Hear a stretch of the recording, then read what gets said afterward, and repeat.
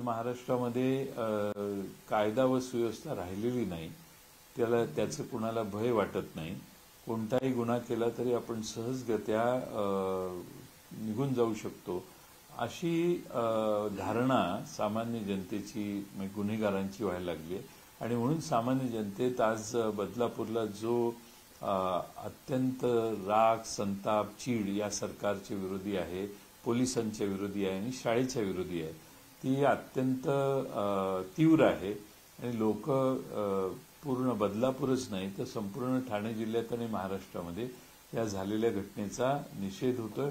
राष्ट्रवादी काँग्रेस देखील या गोष्टी, पोलिसांची कृती आणि शाळेची कृती या बाबतीत सरकारने ताबडतोब त्याच्यात कारवाई करावी अशी आमची मागणी आहे.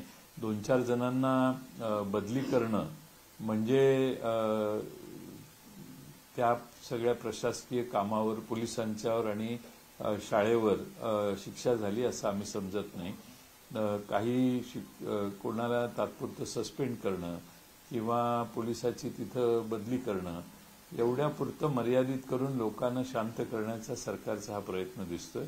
आमचं म्हणणं याच्यात ठोस कारवाई झाली पाहिजे आणि अशा गोष्टी होत असताना सरकारी पोलीस खात्याकडून कृती केली नाही त्याचा जाबही विचारला पाहिजे. सर, एकीकडे तुम्ही गेल्या पत्रकार परिषदेमध्ये तुमच्या काय कारनामे संपूर्ण सरकारचे तुम्ही बाहेर काढत होता, परंतु सातत्याने आता महिला अत्याचारांच्या संदर्भात घटना ज्या आहेत त्या वाढताना पाहायला मिळतात. जवळपास 1 लाख महिला राज्यातून आता गायब झालेल्या बेपत्ता आणि त्यातच महिला अत्याचारांमध्ये सातत्याने वाढ होताना पाहायला मिळते. महाराष्ट्रामध्ये महिलांची सुरक्षितता अत्यंत कमी झालेली आहे.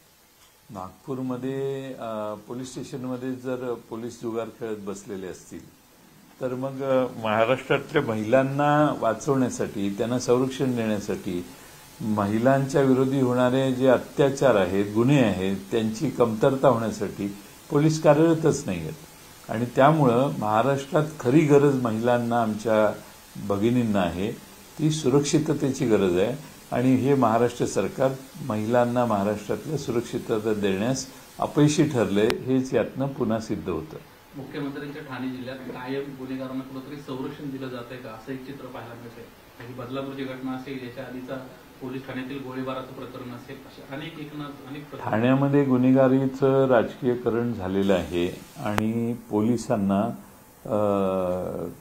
राजकीय कार्यकर्ते कोण आणि गुन्हेगार कोण याचं बायफर्केशन करताना देखील अडचण व्हायला लागलेली आहे.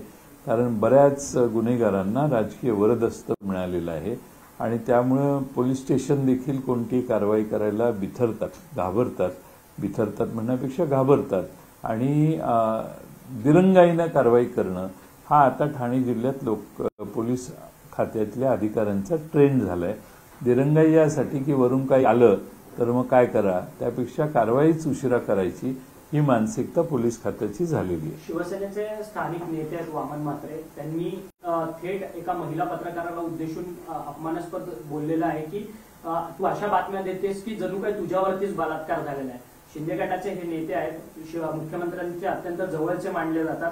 इतकी असंवेदनशीलता आता सरकारमधल्या लोकप्रतिनिधींमध्ये. याला असंवेदनशीलतापेक्षा आणखीन एक शब्द आहे, तो म्हणजे मस्ती चढलेली आहे. आणि मस्ती एवढी चढलेली आहे की पत्रकारांना देखील धमकावणं, पत्रकारांना अवहेलना पत्रकारांची करणं हे आता सर्रास सत्तेत बसलेल्या लोकांच्या आसपासची लोक आज करतात. त्याचाच तो एक भाग आहे. एवढी गंभीर घटना घडलेली आहे, त्या बाबतीत बोलण्याच्या ऐवजी पत्रकार बातमी देते म्हणून तिच्यावरच राग करणं आणि तिच्याबद्दल असे शब्द वापरणं हे अत्यंत निषेधार्ह आहे. म्हणजे भगिनी सुरक्षित नाही तसे पत्रकार भगिनी देखील आता सुरक्षित नाही, त्यांनाही धमकावलं जाते असं त्याचा अर्थ. गृहमंत्री देवेंद्र फडणवीस सध्या महाराष्ट्रात नाहीये, परंतु ते सगळी ही गोष्ट जी आहे ती मॉनिटरिंग करताना पाहायला मिळतात. खरं तर इकडे ही अशी घटना होत असताना गृहमंत्रीच थेट दिल्ली वारी करतात आहेत आणि ते राज्याच्या संदर्भात म्हणजे त्यांच्या तडजोडी करताना पाहायला मिळतात सगळ्या निवडणुकींच्या संदर्भात. नाही, आता त्यांना महाराष्ट्राकडे बघण्यासाठी वेळ नाहीये. महाराष्ट्रातली कायदा व सुव्यवस्था बद्दल त्यांना आता फारसं सोयीसुतक नाहीये. त्यांना परत सत्ता कशी आणायची यामध्ये त्यांचं सगळं लक्ष केंद्रित आहे आणि त्यांची जबाबदारी मोठी आहे. कारण त्यांच्याबरोबरची 2 पक्ष आहेत ते आणि ते स्वतः यांच्यात काही ताळमेळ नाही आहे. त्यामुळं दिल्ली वारे वाढलेले आहेत. महाराष्ट्रातले प्रश्न, महाराष्ट्रातल्या अशा गंभीर घटना याकडे बघण्यास त्यांना वेळ आहे असं मला दिसत नाही. मुख्यमंत्री लाडकी बहीण योजना 1,500 रुपयात आणली, परंतु आज रोष जिथे झाला बदलापूरमध्ये, तिथल्या महिला नागरिकांचं म्हणणं आहे की या 1,500 रुपये आम्हाला नको आहेत. खरं तर महिला सुरक्षिततेची हमी सरकारने पहिल्यांदा द्यावी, त्यानंतर महिलांना आर्थिक सहाय्य सरकारकडनं दिलं जावं. एकदम महिलांचं, नुसत्या बदलापूरच्याच नाही, महाराष्ट्रातल्या महिलांचं मत आहे भगिनींचं की आम्हाला पहिल्यांदा सुरक्षितता द्या, गुंडांपासून सुरक्षितता द्या. रस्त्याने जाताना देखील अनेक ठिकाणी महाराष्ट्रातल्या अशा जागा आहेत की ज्या ठिकाणी महिलांना चालणं देखील दुरापस्त होतं. त्यामुळे महिलांची पहिली मागणी आहे की आम्हाला संरक्षण द्या. बाकीच्या गोष्टी ज्या आहेत त्या सरकारी तिजोरीतून येत असतात, त्यात काही विशेष कौतुक नाही आहे. कौतुक काय आहे तर तुम्ही महिलांना सुरक्षितता देत असाल तर ती सुरक्षितता देण्यासारखी कायदा व सुव्यवस्था महाराष्ट्रातली सरळ राखण्यात हे सरकार वारंवार अपयशी ठरते, यात काही शंका नाही. नवाब मलिक ज्या नवाब मलिकांच्या महायुतीमध्ये येण्याच्या संदर्भात स्वतः देवेंद्र फडणवीसांनी आक्षेप घेतलेला होता.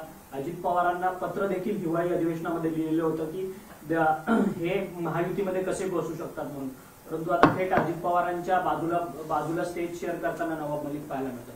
नाही, असं आहे की भारतीय जनता पक्षाचं काही खरं नसतं. एकदा त्यांनी 70,000 कोटीचा आरोप केला आणि त्याच लोकांच्यावर सरकार स्थापन केलं. आता नवाब मलिक यांच्यावर अतिशय गंभीर आरोप भारतीय जनता पक्षाने केले, आम्ही कोणी नाही केले.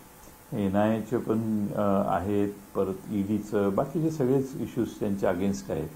आता त्यांच्या बरोबर जी महायुती होणार आहे त्यात नवाब मलिक यांच्या कन्या किंवा नवाब मलिक यांना त्या महायुतीत एक उमेदवार म्हणून संधी देतील असं साधारण काल 2 दिवसात दिसतंय मला. आणि तसं असेल तर ते देवेंद्र फडणवीस आणि भारतीय जनता पक्षाला मान्य असेल असं गृहीत धरू, कारण एवढा मोठा कार्यक्रम केला तो मान्यतेशिवाय थोडी केला असेल. त्यामुळं महायुतीत त्यांना प्रवेश त्यांनी दिला असाच त्याचा अर्थ आहे. मग भाजपने या सगळ्या संदर्भात माफी मागितली पाहिजे का? ज्या पद्धतीने एक वेळ होती की नवाब मलिकांच्या विरोधात संपूर्ण भाजप पेटून उठलेलं होतं, आता त्याच नवाब मलिकांना भाजपने ऍक्सेप्ट केलं, त्यामुळे भाजपने माफी मागावी. म्हणजे याचा अर्थ नवाब मलिक यांच्या विरोधी केलेले आरोप, सरकारी यंत्रणेमार्फत केलेल्या कारवाया या पूर्ण चुकीच्या होत्या असा त्याचा अर्थ होतो. त्यामुळं भारतीय जनता पक्ष काय करते हे बघूया ना आपण, त्याच्यात इतक्यात गडबड करायला नको. उद्या महाविकास आघाडीची महत्वाची बैठक पार पडते अशी माहिती मिळते. उद्या कुठेही बैठक पार पडेल आणि साधारणपणे जागा उद्या पहिल्यांदा बैठक आमची होते महाविकास आघाडीची आणि त्याची काही बैठका होतील. एका बैठकीत काही निष्कर्ष निघणार नाही, पण उद्या मीटिंग होते एअरपोर्टच्या जवळ कुठेतरी होणार आहे. नक्की अजून मला स्थान कळलेलं नाही.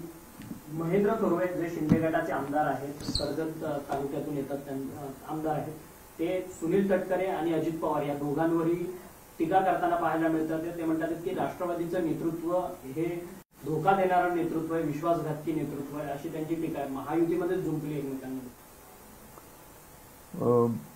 म्हणजे कोणत्या संदर्भात बोलतात, त्यांना कुठे धोका झाला, कुणी धोका दिला, त्यांच्या विरोधी कुणी काही काम केलं हे महेंद्र थोरवेंनाच माहीत असेल. त्यामुळे महेंद्र थोरवेंच्याकडून त्याची जास्त माहिती घेतली पाहिजे. पण त्यात तपशील कोणत्या कारणासाठी ते बोलले हे मला माहीत नाही. सातत्याने महेंद्र थोरवे म्हणतात की सुनील तटकरे हे महायुतीचा धर्म पाळत नाहीये. सुनील तटकरे आपल्या विश्वासू व्यक्तीला कर्जतमध्ये तयार करतात, त्यांच्याच मतदारसंघामध्ये उभे करण्याकरता. त्यामुळे कुठेतरी असुरक्षितता महेंद्र थोरवेंमध्ये आहे, त्यामुळे त्यांनी विश्वासघातकी नेतृत्व असं टीका केलेली आहे. आता महेंद्र थोरवे हे एकनाथ शिंदे गटाचे उमेदवार असतील, कारण ते तिथे त्यांचे आमदार आहेत.